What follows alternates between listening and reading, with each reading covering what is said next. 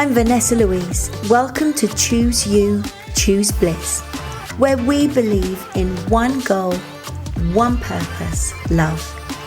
Through shared experiences, we aim to enlighten, enrich, and enroll you in actively applying the tools and techniques to enable and continue healing for your whole self. Now is the time to take back our power, reconnect with our true selves, each other, including the world around us, and live life with confidence, purpose, and joy. Thank you for being here. Thank you for choosing you.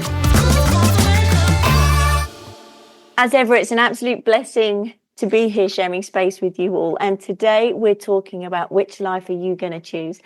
My guest today is the wise and wonderful Tepper. He's helped shape me and developed how I work in the world of coaching and emotions because of the work we've done together, as he is the marketing master. He is my phone a friend and my laughing buddy.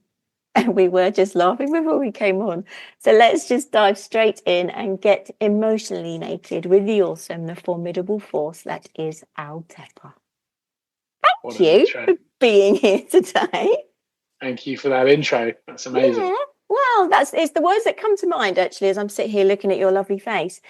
I do want to pull on that wisdom, that wise and wonderful wisdom of yours that I alluded to, because I'm actually going to start at the end with you, because you are not conventional. And that's one of the reasons I love you. And my guests I ask at the end, what would you say is your greatest learning in life, or the statement that defines what your life has taught you?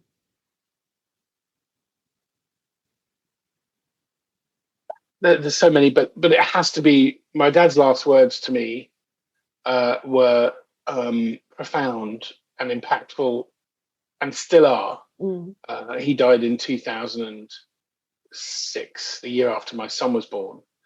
So we're 18 years now, and I still think about it every day. And those words were, live the life you've got. Wow. I asked him to tell me the meaning of life whilst he's still time, and that's what he said, live the life you've got. And I meditated on it endlessly, every day. It's constantly with me. And it then begs the question, well, okay, if I'm going to live the life I've got, what life have I got? I was going to say to you, why is that important to you? Because I think that resonates. I know it resonates with me, and many conversations I have, that resonates. But what is that? What does that look like to you? Isn't it obvious? Live the life you've got? Well, yeah, I think it is. It's one of those things that's so obvious we all forget it. Thank you. Genius. We need to be told, it's so obvious. We need to be reminded. And it's quite biblical as well, because of course, live the life you've got is the opposite of one of the commandments, or live the life you've got is in line with one of the 10 commandments. If you're Abrahamic in your faith, then, don't covet thy neighbor. Live your life. Don't live your neighbor's life. Don't live somebody else's life. So it forces me on a daily basis to ask myself, what life have I got? It also forces me to think of the phrase that live the life you've got. On the face of it means live the life live the life you're living. But it also means live the life you've got. You're full of life. Live that life. Don't squander that life. Don't get to the end of your life and wish you'd have lived it harder. Live your life as hard as you will wish you would have lived it. So live the life you've got. You've got an energy meter of life in you. When you die, please make sure that's almost run out, because it'd be a terrific waste for the battery to still be half full. Great way of putting it. Right. So that's one angle. But then also live the life you've got. Don't covet another life. And in the age of social media and influencers and, all of that rubbish, we're constantly being sold other lives. Oh, totally. I totally agree with you. And I've just wrote down there with what you're saying. First of all, I love what you said. You're full of life. So live life to the full, right? Yeah. So live that fullness totally. Then the next thing I wrote down, because we're like, yep, that's brilliant, wonderful. And it's like any kind of meme, right? And we can listen to what people say and we can understand what's being said.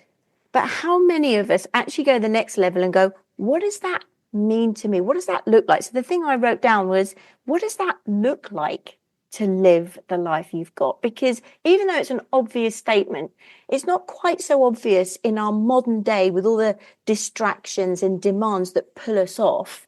What does it actually look like to live the life you've got? Because a lot of it is outward focus. So I think that's half the problem.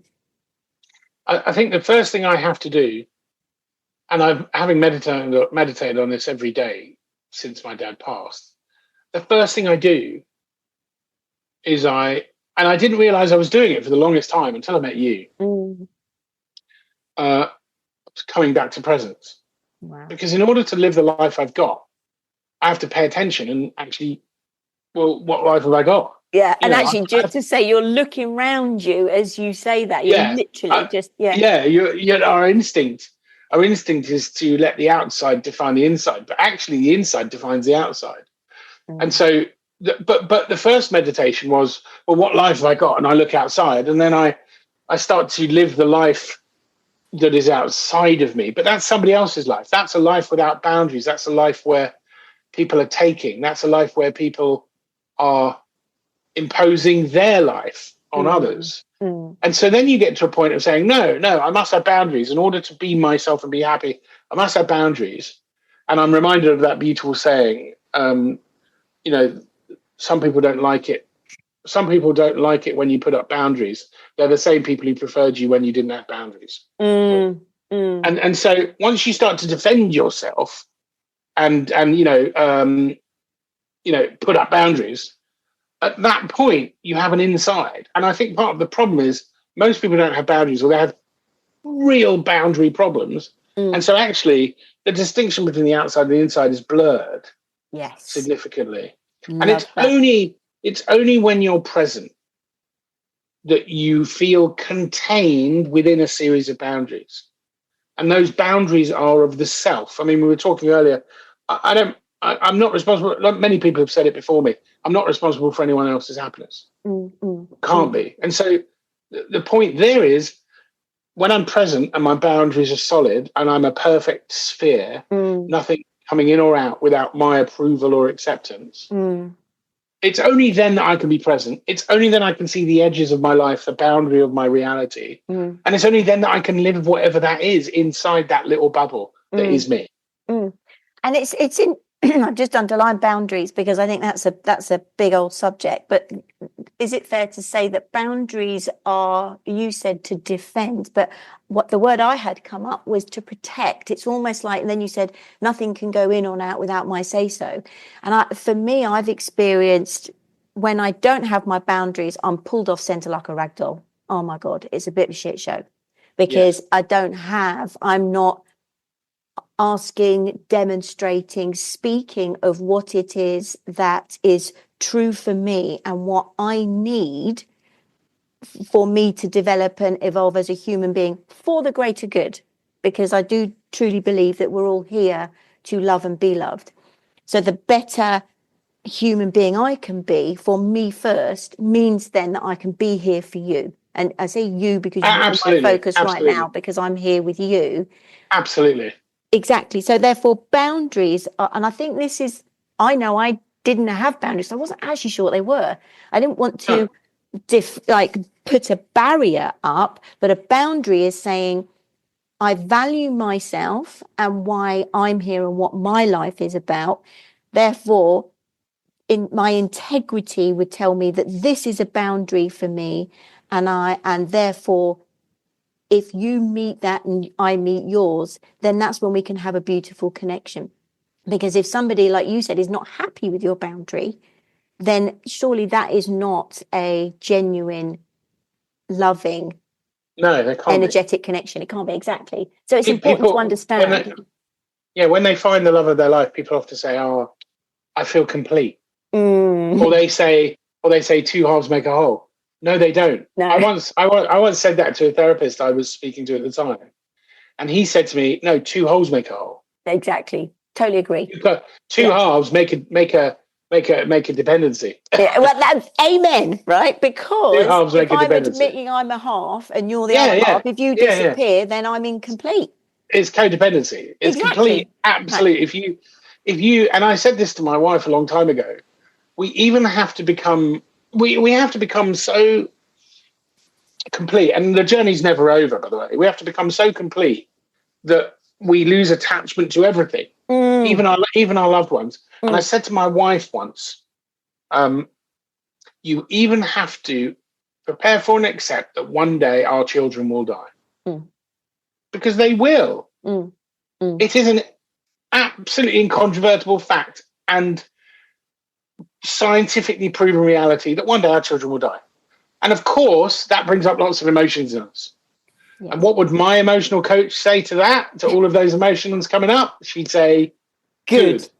Absolutely. Absolutely. Yeah. Now sit with those emotions and work out what they mean, because it doesn't mean you're a bad person for accepting that your children are going to die. It doesn't mean you want them to die. Of course I don't want them to die.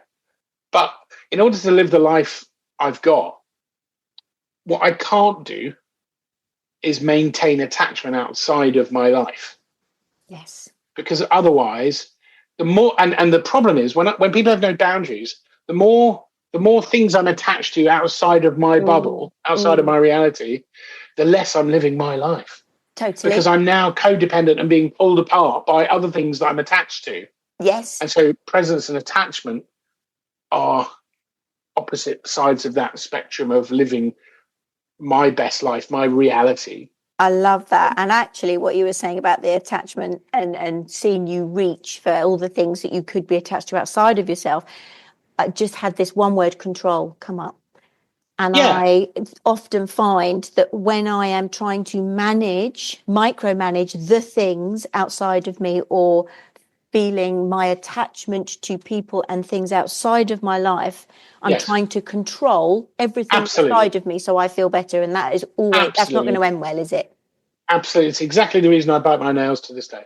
Yeah. Because it's still an element of, well, I'm in charge of that. And it's a historical throwback. And I know, and when I said earlier, the work never ends, the work never ends. I still bite my nails. Yeah. And they grow and then they'll go, yeah.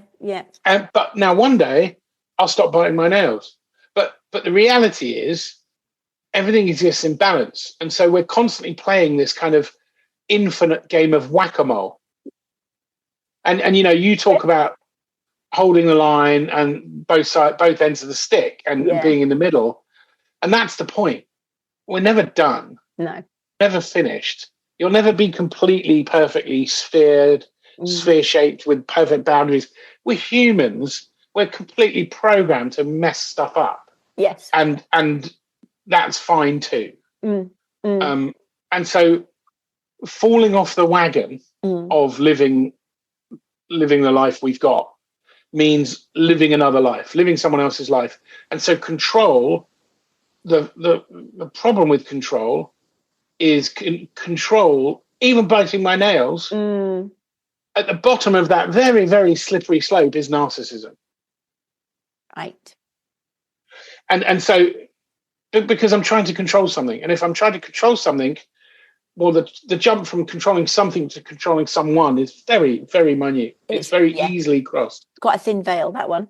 Yeah, and we all try and manage people. We want to satisfy, well, I'm free that night, can you be free that night? And, well, what about if you swap? You know, we all try and micromanage all of these myriad things in our lives. And yet,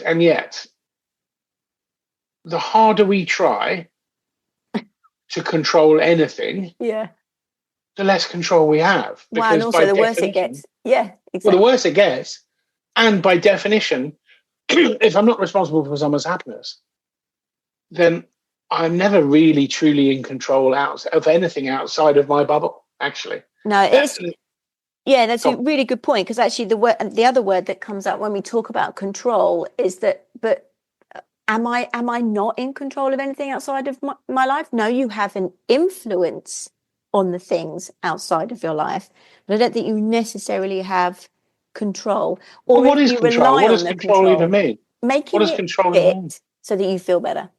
Yeah, whereas I think actually control as an absolute is impossible outside of oneself, because you might have managed your friends' diaries so cleverly that they're all free to be free the night you want them to be free, but the day of that dinner, despite your machinations to make it work for you, something may change in your life, something may change in theirs, something may change on the way. There's a million other variables in play. And so that's when I let go. Yes. And in your world, you let God. And in my world, I let go and just accept. Oh. And again, come back to presence and just accept that, you know, as Mick Jagger says, and I cannot get this song out of my head. And please, everybody go and watch the 1970s or 60s version of it, where he's really enunciating, you can't always get what you want. Oh, yeah. But if you try real hard, sometimes you get what you need, and it all goes crazy. And that's the point. What you want is control. What you want is external. What you need is what you have. Yes. And so living the life you've got requires an acceptance that what you need you have, and what you have you need, and that what you want is a treat day in a couple of weeks where you get to have an ice cream sundae and break some rules. But that's what you want. Love it. It's not what you need. Yeah. Well, and the other thing you said was what we want is control. And then this phrase came up in my head, and I wonder if this is relevant, but it just, what we want is control. Yes, but why do we want control? Basically to feel better. That's it. We only ever want anything to feel better. However that looks like for you, calm, peaceful, joyous, adventurous, excited, loved, whatever it might be. We want things a certain way so that we feel better. And that is a medication. Feeling better, manufacturing a feeling is medication. Right. And the opposite of that we know is meditate. So medicate and meditate. So rather than say to yourself, I want to feel better, I'm going to bite my nails because that gives me a sense of control. What I'm better off doing, and this is quite insightful because I've never thought about it in relation to my nails, and it's come up on this call. Next time I go to bite my nails, I need to sit with the discomfort that's pushing me to bite my nails. I mean, it's a tiny little bit of hangnail. Why do I need to bite? Why? What an absurd behavior humans have developed in biting nails. Well, I mean, you don't see it anywhere else in nature. Something else, isn't it? It's driven yeah, of course it is. Yeah. Of course it is. Of course it is. It's a medication, so I feel better. Yeah. Feel better from what? What is it that's making me not feel better in the first place? Right, and the only reason we don't feel better is because we are disconnected or we're attached to something outside of us or someone outside of us. Yeah, absolutely. Right. I love that. And what we've got to do is we've got to track that thread back. You know, you literally like Hansel and Gretel and the breadcrumbs. You kind of got to walk it back up all the way into your own sense of self and meditate on what doesn't feel good right now. To which the answer, is bite my nail.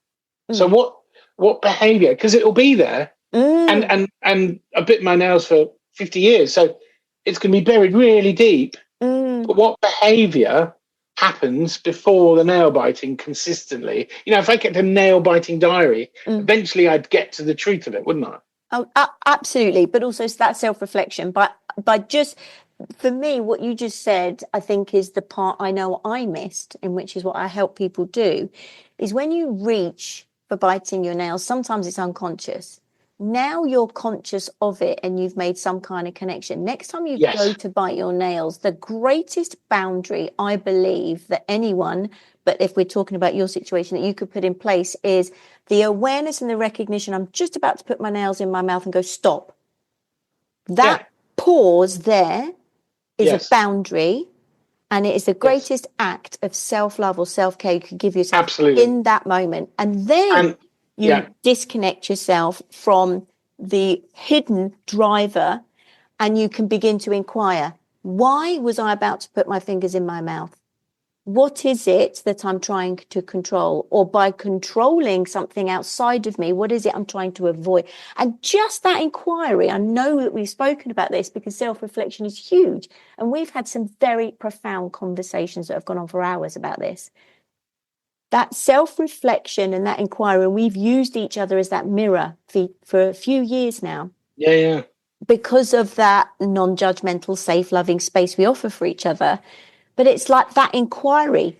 What is it? What is it? And we keep going on, what is it? Why? And it's amazing what comes up that's hidden beneath, because we're so caught up in our lives outside of us and the distractions that keep us attached to the outside of our lives. Yes, totally agree. And just to expand on something you said, that pause, whether you are, whatever your addiction is, it really doesn't matter.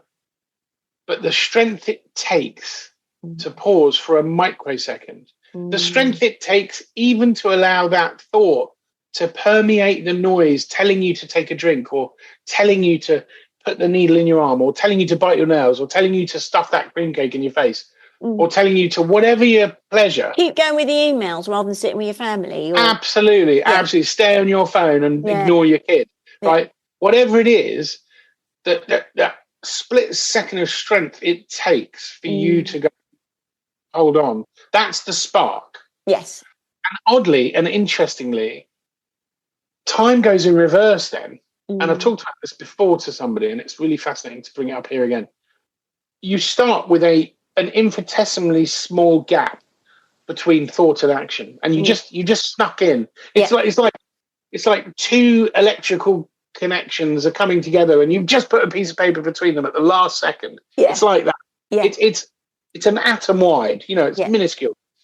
But once you've done that once, what happens is the brain starts to log the behavior that leads to the intervention. Yes. And if you keep training your brain, and I've done this multiple times on various behaviors and practices, if you train your brain, that gap gets bigger. And most importantly, not only does it get bigger, but it starts earlier in the process. So what do I mean? Instead of just as the drink is pouring over your lip, you stop. Actually, the next time you do it, that moment, that thought will come as the liquid, as you pick up the glass. And then the next time it will come as you fill the liquid in the glass. And the next time it will come is when you uncork the bottle. And the next time you come is when you pick up the bottle. And the next time is when you buy the bottle. And so the greater the space you can create in between that thought to action, and it's the first thought of I must have a drink or I must bite my nail. If you the more of a runway you can give yourself to be present, bring yourself back inside, seal the boundaries, seal the gates, and then meditate instead of medicate. Why do I want to drink? Why am I biting my nails? Now, there's compulsion around drink. There's compulsion around drugs.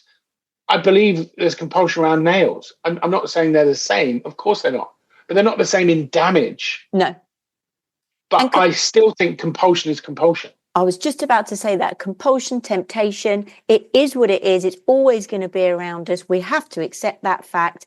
And how do we get over that and make that gap stronger? And I loved what you just said, that intervention gets bigger, gets earlier, and it gets wider, and create that runway for yourself. Because actually, once we have that space, it's like, I just want to get off. I just want to give that some my space. I just want to go away. And it's that you can create for yourself with exactly what you just said. Yeah, and absolutely. It's that presence and that space away from the demand of the outside is what brings you inside. And for me, as we're speaking, I can just hear, how do you live the life you've got? Become present. Learn how to create that space for yourself. And it can be minuscule, but the more you do it, the stronger that capacity gets, because it brings you back into that alignment where and you talk about medicate and meditate. Medication is something outside of me that it might be prescriptive, absolutely, but it's something outside of me that I need to adjust the way that I feel. And meditate is I do that for myself from the inside out. Correct. And meditation isn't just sitting on a hilltop cross-legged humming like a monk. It's actually to become familiar with that presence. And I like to bring people back to their heartbeat and their breathing, which indicates we're not breathing, we're being breathed.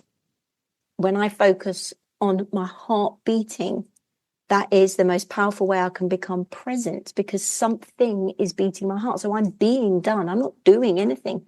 I'm being done.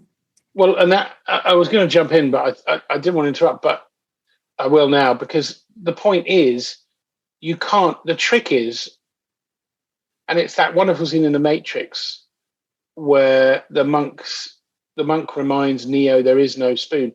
You can't live any other life than the life you've got. Love it. Say that again. You can't actually live any other life than the life you've got. The only problem is when you're not present, and by the way, there's no pain in presence. Mm-hmm. When you're not present and you're in pain, you're just kidding yourself that you're living a different life. Yes. So when you're going out and getting smashed drunk, well, you're still living the life you've got. It's just you're trying to avoid the presence and the acceptance of the life you've got. There's something in your life that you want to mask, cover up, avoid, escape, whatever, heal, whatever. Yeah. And so take as long as you like. Yes. And by the way, it takes all of us, all of our lives to finish the job. And we never finish, even when no one, if you accept that it's possible to finish the job, I think you've already failed. And so even someone like Buddha, we all look at various philosophers and leaders and saints and gurus and swamis, and we think they are perfect. They would be the first to say they're not perfect. Absolutely. And in fact, I'm not a Christian, but Jesus did say, "Let he who is without sin cast the first stone." Absolutely, which is no one. There's no. But him. Well, but even him, I don't think he would be lacking in humility to say, "Hi, I'm Jesus, I'm perfect."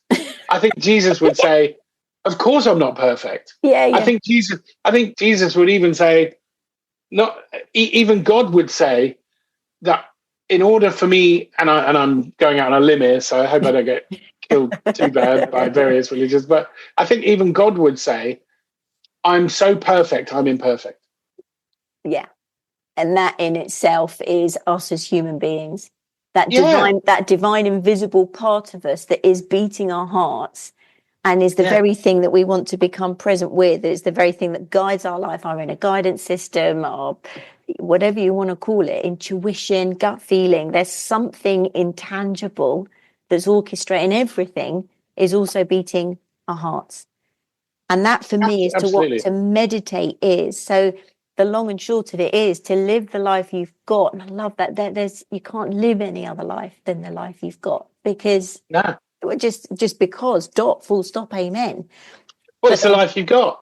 The question is, what can you do about that? So are you accepting the life, or are you running away from it? Absolutely. I've got this. I shared this in our coaching group the other day. You can spend a lifetime looking for the perfect life, but you'll never find it. You're here to love your imperfect life and others. Well, can I tweet? I would actually. I was hoping you were going to say it, but you didn't. You already have the perfect life. Your imperfect life is your perfect life. Exactly. I mean, that's the irony of it. It's that irony of. It's the irony of the perfect imperfection or the imperfect perfection. Yeah. There is no such thing as either, actually. No, because that they both make the whole that you were talking about. They're both almost two halves of that same whole. Yeah. So you can't have dark without light. You can't have peace without war. You can't have love without hate. You can't have black without white. So how could you have perfection without imperfection? I mean, it wouldn't. Exactly. So the long and short of it, and the things I've to have those boundaries, and it's the acceptance. It Yeah. is what it is. This is the life that you are in. It's your life. It's nobody else's, and other people's lives aren't yours. And we hear this a lot. Live your own life. We go, absolutely, yeah. But what does that look like? And I think you've touched on it so beautifully, is to accept your life as it is, and to meditate on that is to become still enough to be present and create that space for yourself. And then you are clear on who you are in your life and how you are then showing up as a person in your life to contribute to other people's lives.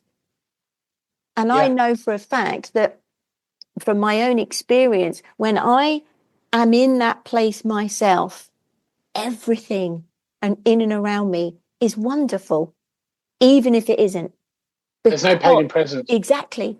Because if I'm okay in myself, it doesn't matter what happens outside of me. Yeah. And it's creating that internal environment that you touched on at the top of this conversation.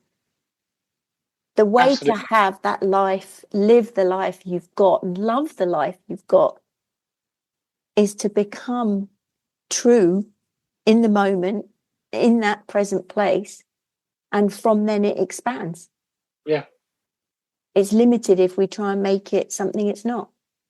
And we make it hard work for ourselves. Well, and all roads lead home, and we're all walking each other home. And you'll spend your whole life looking for something that you haven't got, and then you'll realize you had it all along, right? So totally. We're just running around like headless chickens looking for something that we've already got. I mean, it makes humans sound a little bit pitiful in one respect, because you think, well, why can't we see it? The problem is we can't see it, and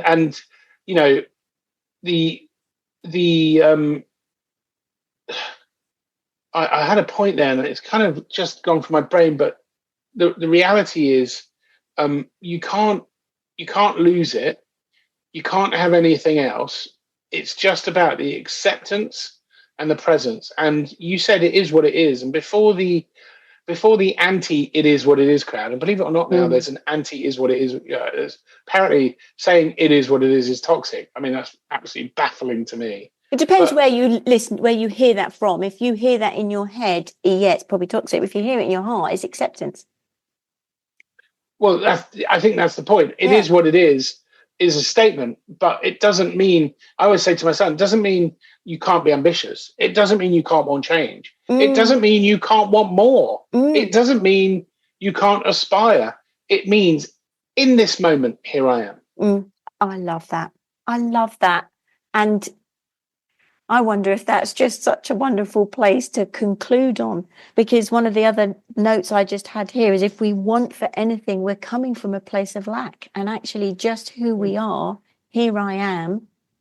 I'm completely incomplete, or completely incomplete, perfectly perfect. It is what it is, and it's being okay with that. And just, that's how you learn to love the life you've got, is it? And again, depending on your faith, but the first words, I'll never forget it, in Cecil B. DeMille's 10 Commandments, the first words that God speaks to Moses is, "I am what I am." Amen. He didn't mean that in a, "I'm going to mess you up with a riddle." He meant, I am what I am. I am living the life I've got. And I'm so grateful to my dad for giving me that phrase, because it has brought me closer to me than anything else I've ever experienced. And I meditate on it every day. And thank you for hosting this discussion. I mean, it's brilliant. Well, it's insightful. I wanted to share your wisdom, because I never know, literally never know, where our conversations are going to go.